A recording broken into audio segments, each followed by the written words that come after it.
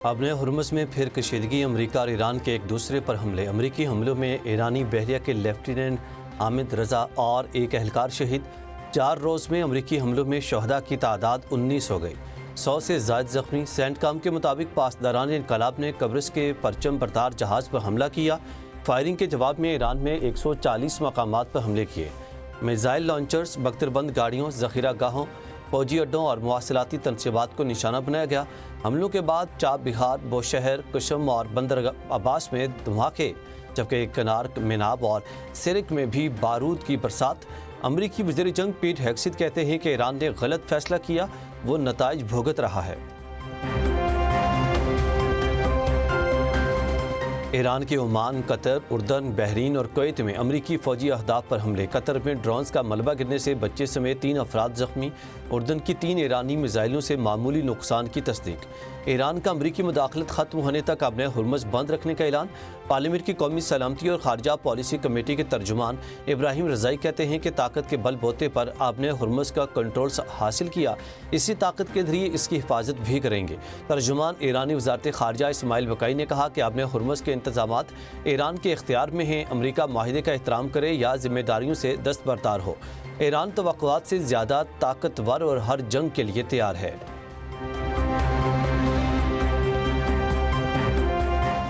کہا تھا وعدے پورے کریں یا قیمت چکانے کے لیے تیار رہیں۔ حقیقت سامنے آ چکی، یک طرفہ معاہدوں کا دور ختم ہو چکا۔ اسپیکر باقر کالباف کا امریکہ کو 2 ٹوک پیغام۔ کہا کہ عہد شکنی کے بعد اب امریکہ کو کچھ نہیں ملے گا۔ باقر کالباف نے امریکہ کے ساتھ خفیہ MOU کے آرٹیکل 5 کی اصل کاپی سوشل میڈیا پر پبلک کر دی۔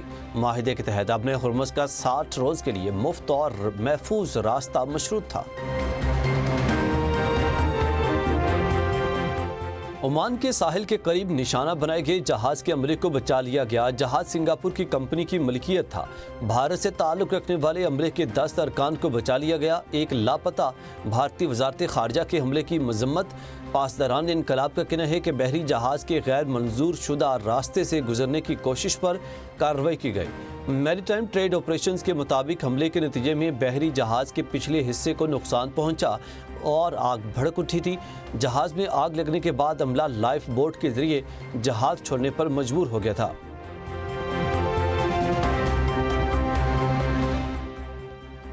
پاکستان کا فریقین پر اسلام آباد MOU کے مطابق کشیدگی میں کمی اور تحمل کا مظاہرہ کرنے پر زور۔ نائب وزیر اعظم اسحاق ڈار کا ایرانی وزیر خارجہ عباس اراغچی سے ٹیلی فونک رابطہ۔ کہا کہ خطے میں پائیدار امن کے لیے مذاکرات و سفارتکاری ہی واحد مؤثر راستہ ہیں۔ پاکستان امن، استحکام اور مثبت کردار کے لیے ہر ممکن تعاون جاری رکھے گا۔ پاکستان و ایران کے وزرائے خارجہ کا باہمی رابطے برقرار رکھنے پر اتفاق۔ عمان کے ابن ہرمز میں 2 الگ بحری راہداریوں کی تجویز۔ امریکی میڈیا کے مطابق جنوبی راہداری سے آزادانہ بحری آمد و رفت جاری رہے گی۔ شمالی راہداری استعمال کرنے والے جہازوں کو ایران سے پیش کی اجازت درکار ہوگی۔ مجوزہ معاہدے میں جہازوں میں کسی بھی قسم کا ٹول عائد نہیں ہوگا۔ ایرانی وزیر خارجہ عباس اراغچی کے مطابق ابن ہرمز سے متعلق عمانی تجویز کا حتمی فیصلہ تہران میں ہوگا۔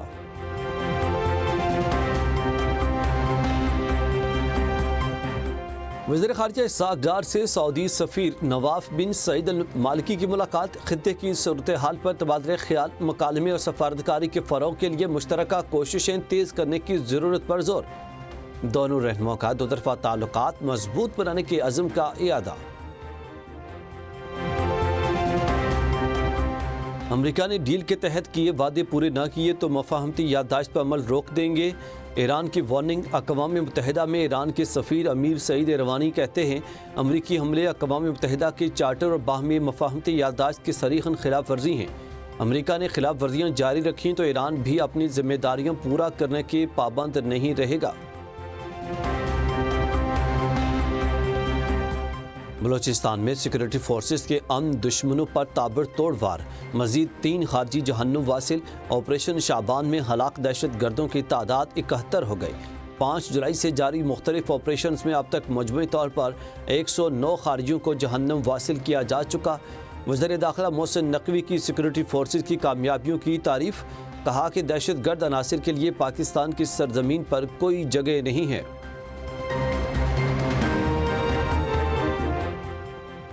قطر کے سابق امیر شیخ حمد بن خلیفہ ال ثانی 74 سال کی عمر میں انتقال کر گئے۔ شاہی دربار کی تصدیق، شیخ حمد بن خلیفہ ال ثانی نے 1995 سے 2013 تک قطر پر حکمرانی کی۔ ان کے دور حکومت میں قطر نے قدرتی گیس کی بدولت غیر معمولی معاشی ترقی حاصل کی، عالمی سطح پر اپنا اثر و رسوخ بڑھایا اور قطر اہم علاقائی و بین الاقوامی طاقت کے طور پر ابھرا۔ صدر زرداری اور وزیر اعظم شہباز شریف کا قطری حکومت اور عوام سے دلی تعزیت کا اظہار، کہا کہ شیخ حمد بن خلیفہ ال ثانی عظیم رہنما تھے، قطر کی خوشحالی میں اہم کردار ادا کیا۔ نائب وزیر اعظم و وزیر داخلہ محسن نقوی کا بھی اظہار افسوس۔ روزے روشن ہوں، ٹوٹ نہ پائے وہ ہمت ہوں، شانہ بشانہ میں سنگ ہر زمانے کے، میرے ارادے ہیں آسمانوں کو چھونے کے، آسمانوں کو چھونے کی، میرے حوصلوں میں ذرا دیکھو دم کتنا ہے، یہ دل بڑا بے باک ہر طوفان سے لڑتا ہے، میرے ہر قدم کو یوں آگے بڑھتے رہنا ہے، یہ دل بڑا بے باک ہر طوفان سے لڑتا ہے۔ اسلام آباد ایک بار پھر سفارتی سرگرمیوں کا مرکز، OIC وزارتی کانفرنس برائے خواتین کا آغاز۔ کانفرنس میں 57 رکن ممالک کے نمائندے شریک۔ وزیر اعظم شہباز شریف کل افتتاحی اجلاس سے خطاب کریں گے۔ وزیر قانون اعظم نذیر تارڑ کی میڈیا سے گفتگو، کہا کہ وزیر اعلیٰ مریم نواز، شیزہ فاطمہ سمیت حکومتی شخصیات اور بین الاقوامی میڈیا مبصرین بھی کانفرنس میں شریک ہوں گے۔ پاکستان میں پہلی بار OIC خواتین کانفرنس کی میزبانی کا اعزاز ہے، ذمہ داری احسن انداز میں نبھانے کے لیے پرعزم ہیں۔ وزیر اعلیٰ مریم نواز کی وزیر تعلیم رانا سکندر کو ہر ہفتے ایک سکول میں خود کلاس لینے کی ہدایت۔ پرائیویٹ سکولوں کے رجسٹریشن کے ڈیجیٹل میکانزم کے جائزہ اجلاس میں پنجاب بھر میں ٹیوشن سینٹر کے رجسٹریشن کے لیے تجاویز طلب، ڈیجیٹل میپنگ کے لیے طریقہ کار وضع کرنے کی ہدایت۔ سرکاری سکولز میں 2 سال 4 ماہ میں 43 لاکھ طلباء کی انرولمنٹ کا ہدف پورا کر لیا گیا۔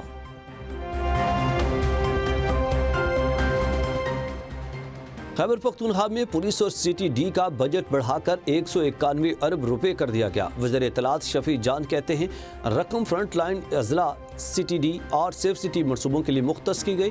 جدید اسلحہ، drones, anti drone systems, thermal کیمروں، بلٹ پروف گاڑیاں اور فورنزک لیبارٹری بھی اربوں روپے مختص کیے گئے ہیں۔ گزشتہ 6 ماہ میں اینٹی ڈرون ٹیکنالوجی کے ذریعے دہشت گردوں کے 341 ڈرون حملے ناکام بنائے گئے۔ وزیر اعلیٰ سہیل آفریدی کے بھائی کی خیبر کے سیاسی اور انتظامی معاملات میں مداخلت۔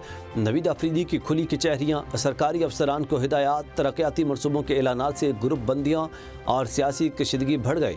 رکن اسمبلی عبدالغنی آفریدی کے الزامات، وزیر اعلیٰ سے غیر متعلقہ مداخلت کا فوری نوٹس لینے کا مطالبہ۔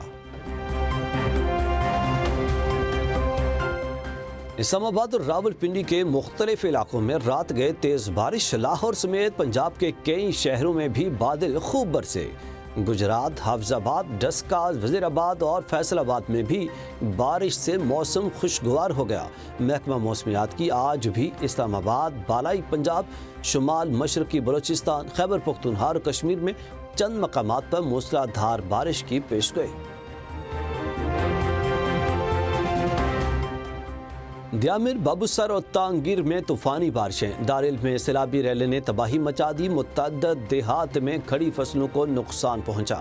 پھلدار درخت، واٹر چینلز، رابطہ پل اور پنچکیاں سیلابی ریلے میں بہہ گئیں۔ کئی علاقوں میں آمد و رفت متاثر، آبپاشی کا نظام درہم برہم ہو گیا، مقامی آبادی کو شدید مشکلات کا سامنا۔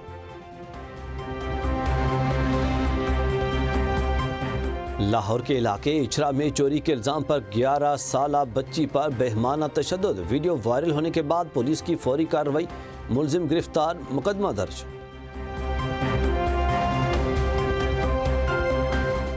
ایران جنگ کے سخت ناقد سینیٹر لنزے گراہم 71 سال کی عمر میں انتقال کر گئے۔ لنزے گراہم 2003 سے امریکی سینٹ کے رکن تھے۔ سینٹ بجٹ کمیٹی کے چیئرمین کی حیثیت سے خدمات انجام دے رہے تھے۔ صدر ٹرمپ کا لنزے گراہم کے انتقال پر گہرے دکھ اور افسوس کا اظہار، کہا کہ لنزے گراہم انتھک محنت کرنے والے رہنما تھے، ان کی کمی ہمیشہ محسوس کی جائے گی۔ روس کے یوکرین پر میزائل اور ڈرون حملے، 8 افراد ہلاک، درجنوں زخمی، بس سٹاپ اور رہائشی عمارتوں کو بھی نقصان پہنچا۔ کیف کو فضائی دفاعی گولہ بارود کی قلت کا سامنا، یوکرینی صدر زیلنسکی کا اتحادیوں سے ہتھیاروں کی جلد فراہمی کا مطالبہ۔ طوفان بابی سے مشرقی چین میں بڑے پیمانے پر تباہی، 17 لاکھ سے زائد افراد نقل مکانی پر مجبور، اسکول، دفاتر اور بیرونی سرگرمیاں معطل، 400 سے زائد پروازیں اور درجنوں ٹرین سروسز منسوخ۔ فلپائن میں لینڈ سلائیڈنگ سے 17 افراد ہلاک۔